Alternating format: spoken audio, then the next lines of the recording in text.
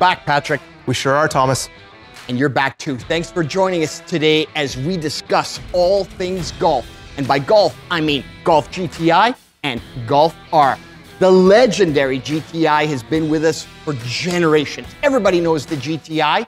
Golf R, a little bit newer on the scene. It truly is the perfect Canadian sports car. Everything you find in the GTI, cranked up to 11. It's amazing. It's the Golf R. Let's find out about it. With the introduction of the 8th generation Golf comes the latest version of the Golf R. One single letter, but it makes some kind of a difference. Patrick, I see by your shirt that you know a little bit about the history of the R. When we talk about the history of the R, it's not really just a letter, but it also started with numbers. The original R32 was launched globally with the 4th generation of the Golf. And the 32 stood for a 3.2-liter VR6 engine cranking out 240 horsepower.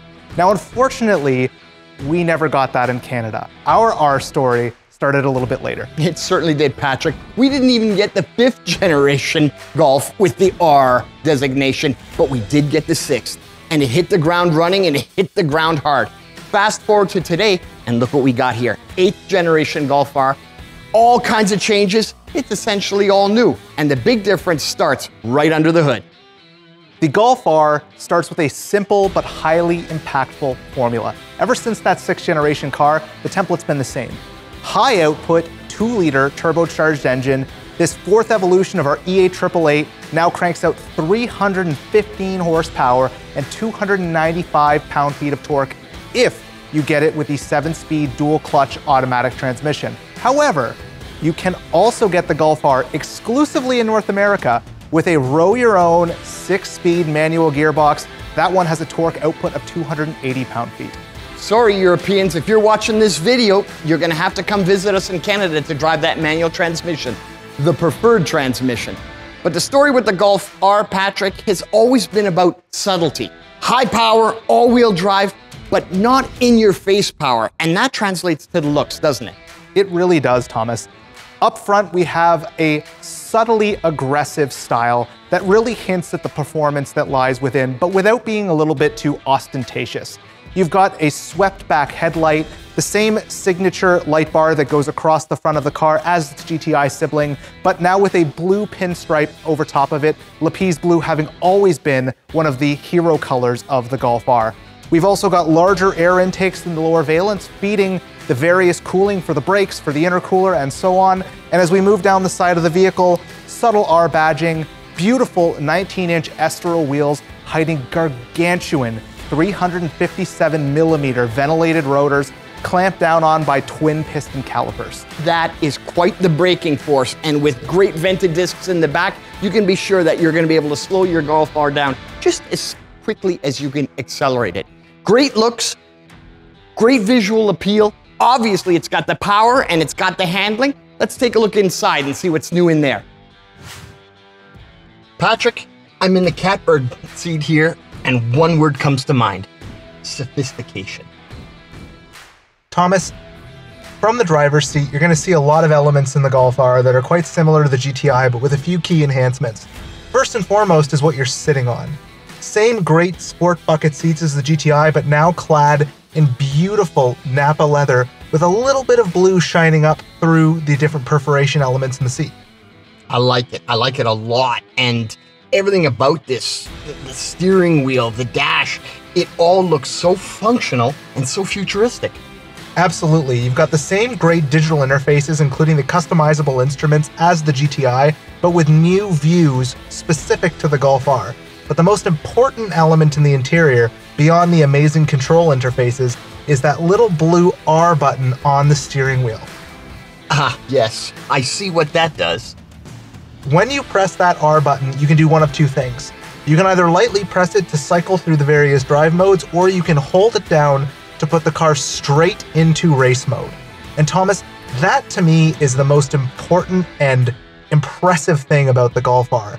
It's that the car can go from being a ferocious performance car to a quiet, comfortable commuter, really at the touch of a button. It certainly can, and it's testimony to just how much of an all-arounder the Golf R is. lots of horsepower, the security of all-wheel drive, the fit and finish is amazing, and the features are great. And for the first time in Canada in a Golf R, take a look above. The availability of a tilt and slide sunroof. It is absolutely perfect in here. Thomas, as we cycle through these different drive modes, you can really change the character of the car. The default mode is Sport. We have the blue ambient lighting. Everything is in a balanced state. There's a comfort mode that softens up the throttle response, the damping, and a variety of the other functions in order to make the car a perfect commuter. But the really fun modes are Race, or my personal favorite, the Nürburgring mode.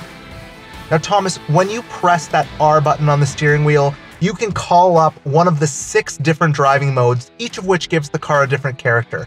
There's a new drift mode even, but my favorite is the Nürburgring mode, which was specifically tuned at the Nürburgring Nordschleife racing circuit in Germany.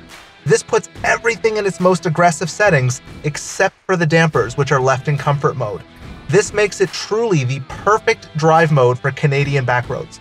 And don't forget, once you select the Nürburgring mode, all of your ambient lighting goes green. Now why is that, Patrick? Thomas, that is because the nickname of the legendary Nürburgring Nordschleife racing circuit is the Green Hell. Yeah, Green Hell, it might be for racers, but it met its match with the Golf R. It really is the perfect Canadian sports car. Copious amounts of turbocharged horsepower, all-wheel drive, and room for 4 in leather luxury. The Golf R really does have a lot. And Patrick, I think this is the view most people are going to get when it comes to the R. There's a very good reason for that, Thomas. Beyond the power, beyond the all-wheel drive system, the Golf R for the 8th generation has a new party trick, and that is a new torque vectoring rear differential. This is a really cool bit of kit that completely changes the character of the car. This is a multi-plate clutch differential mounted on the rear axle that can send 100% of available power to the left or to the right. So what does that mean?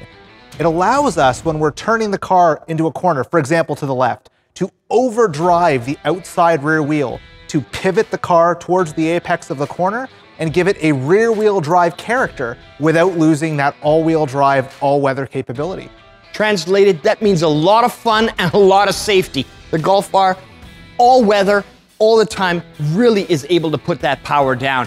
And aesthetically, look at this 2-stage spoiler. It really does create some downforce at the rear. We've relocated the R logo to the center. Take a look at that beautiful diffuser down below. And Patrick, those exhaust pipes, wow. And Thomas, would you believe me if I told you they sound as good as they look?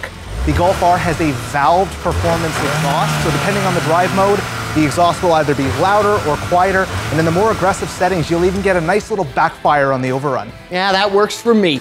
Patrick, it's a fire-breathing dragon. All singing, all dancing, all-wheel drive. It truly is the perfect Canadian sports car. I couldn't agree more. I'll take mine in pure white with the manual gearbox. I think that color works. Ladies and gentlemen, it's the Golf R. Check it out on vw.ca. I think you're going to like what you see. Volkswagen.